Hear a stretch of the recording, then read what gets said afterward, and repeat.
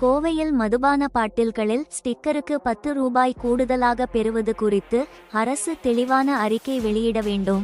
மதுபான பாட்டில்களை திரும்பப் பெறும் திட்டத்தை ரத்து செய்ய வேண்டும் அல்லது அதனை வெளி முகமைகள் மூலம் செயல்படுத்த வேண்டும். பணி பாதுகாப்பு, ஊதிய உயர்வு உள்ளிட்ட பல்வேறு கோரிக்கைகளை வலியுறுத்தி திருப்பூர், ஈரோடு மாவட்டங்களில் டாஸ்மாக் பணியாளர்கள் கடையடைப்பு போராட்டத்தில் ஈடுபட்டு வருகின்றனர்.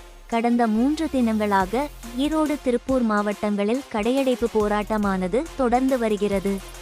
பேச்சுவார்த்தை முடிந்து வெளியில் வந்த அவர்கள் பேச்சுவார்த்தையில் எந்த ஒரு தீர்வும் எட்டப்படவில்லை என்றும், எனவே மீண்டும் பேச்சுவார்த்தை நடத்தி சங்க நிர்வாகிகளுடனும் பணியாளர்களுடனும் கலந்தாலோசித்து கடையடைப்பு போராட்டம் குறித்து முடிவெடுக்க உள்ளதாக தெரிவித்தனர்.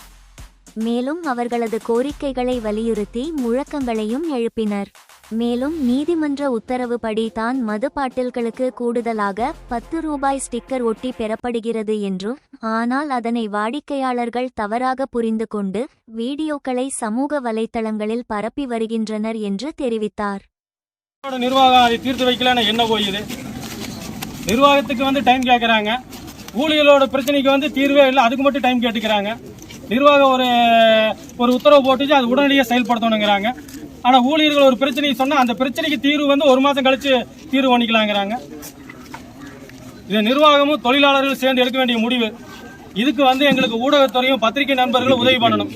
எங்கள் வாழ்க்கை நாசமாக போகிறது உங்கள் கையில் தான் இருக்குது. நீங்கள் தான் எல்லாம் முடிவு பண்ணி சொல்லணும். எங்கள் வாழ்க்கைக்கு நீங்கள் ஒரு ஒளிவிளக்கு ஏற்றுங்க.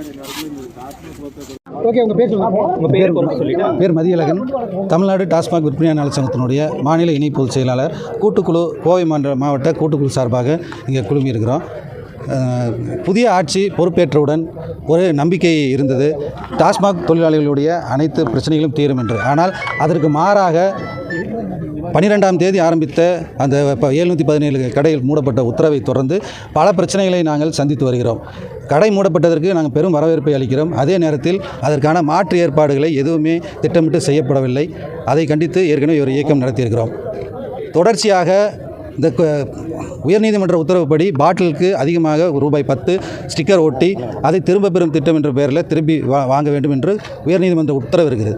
அந்த ரூபாய் 10ஐ வாடிக்கையாளர்கள் தவறாக புரிந்து கொண்டு கூடுதலாக பணம் வசூலிப்பதாக பல்வேறு வீடியோக்களை சமூக வலைதளங்களில் பதிவிடுகிறார்கள். அதையொட்டி நிர்வாகமும் எங்களை அல்லல்படுத்துகிறது.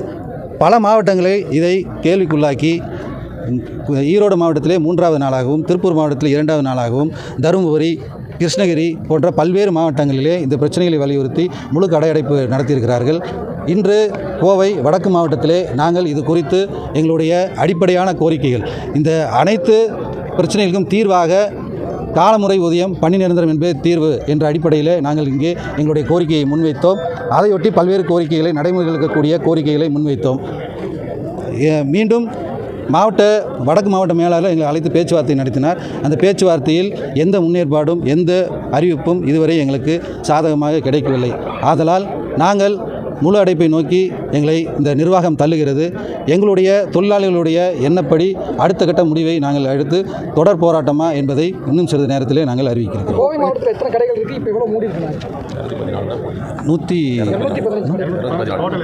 215 மூணு கடை போக ஒவ்வொரு சில கடைகளில் இந்த 10 ரூபா ஸ்டிக்கர் இல்லாமல் எக்ஸ்ட்ரா 10 ரூபா வாங்குற மாதிரி குற்றச்சாட்டு இருக்குது. இல்லை, அந்த மாதிரி இல்லைங்க. வாடிக்கையாளர்கள் நிர்வாகம் எங்களை அப்படி அறிவுறுத்தலை. நீங்கள் எம்ஆர்பி கோர்ட்டு கட்டாயப்படுத்தி வாங்க சொன்னால் அந்த ஒரு 10 ரூபாய் கூட எங்களால் இந்த நிலைமையில் வாங்க முடியல.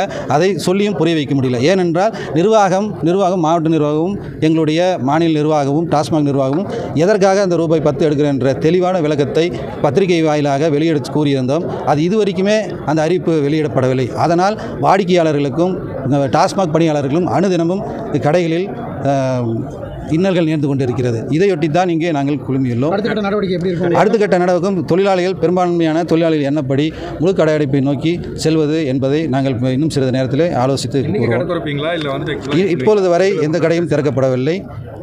இனிமேல் நாங்கள் முடிவு செய்து அது வரக்கூடிய சாதகமான பதில். எங்களுக்கு முதன்மை கோரிக்கையாக பணி நிரந்தரம், காலமுறை ஊதியம் அல்லது மாற்று அரசு துறைகளிலே நிரந்தர பணி என்பதை தான் முதன்மை கோரிக்கையாக வைத்திருக்கிறோம். அதில் சாதகமாக பதில் கிடைத்தால் மட்டும்தான் எங்களுடைய கடையை அடைப்பை திரும்ப பெறுவது குறித்து நாங்கள் முடிவெடுப்போம். பேச்சுவார்த்தை தோல்வியாக எடுத்துக்கலாமா? இன்னும் எங்களுக்கு முடிவு சொல்லப்படவில்லை. அது முடிவுக்காக காத்திருக்கிறோம். கேரளாவில் பல கடைகள் மதுபான கடைகள் முன்மாதிரியாக இருக்குது அப்படின்னு சொல்லி டாஸ்மாக் ஊழியர்கள் வந்து கோரிக்கை வச்சிருக்காங்க. அதே தமிழ்நாட்டில் இம்ப்ளிமெண்ட் இல்லை, அதுவும் இது ஒரு கோரிக்கையாக இப்பொழுது நிர்வாகத்துக்கு அளித்த கோரிக்கைகளில் நாங்கள் அதையும் ஒரு கோரிக்கையாக வைத்திருக்கிறோம். கேரளாவில் இதே அரசு தான் மதுபான கடை நடத்தி வருகிறது. ஆனால் எந்த ஒரு இது போன்ற சிக்கல்களும் இங்கே ஏற்படவில்லை. அரசு உரிய முறையில் பணியாளர்களையும் பணியாளர் பிரச்சனைகளையும் வாடிக்கையாளரும் சரியாக நடத்துகிறது. ஆனால் தமிழ்நாடு அரசில் வாடிக்கையாளர்களுக்கும் சரியான ஒரு தீர்வு எட்டப்படவில்லை, பணியாளர்களுக்கும் சரியான தீர்வு எட்டப்படவில்லை. கேரளாவில் இருக்கக்கூடிய மாதிரியை, விற்பனை மாதிரியை தமிழகத்திலும் ஏற்படுத்த வேண்டும் என்ற கோரிக்கையை நாங்கள் சேர்த்து வைத்தோம். ஒரு சின்ன ஸ்டேட் பண்ண முடியும், தமிழ்நாடு பண்ண முடியும்னு நினைக்கிறீங்க? அரசியல் காரணங்களுக்காக தான். இதில் சட்டமோ எந்தவித சட்டமோ இதுக்கு தடையாக இல்லை. ஆனால் இருக்கக்கூடிய ஆளுகின்ற அரசியல்வாதிகளுடைய எண்ணப்படித்தான் இங்கே நடைபெற்று கொண்டிருக்கிறது. அவர்களுக்கும் நாங்கள் புரிய வைப்போம். புரிய வைத்து கேரளாவை போன்று கேரளாவில் நடைமுறைப்படுத்தப்பட்டுள்ள அந்த மாதிரி விற்பனை முறையை தமிழகத்திலும் கொண்டு வர நாங்கள் கோரிக்கை வைத்துள்ளோம். நடைபெற்றால் சிறப்பாக. நன்றி.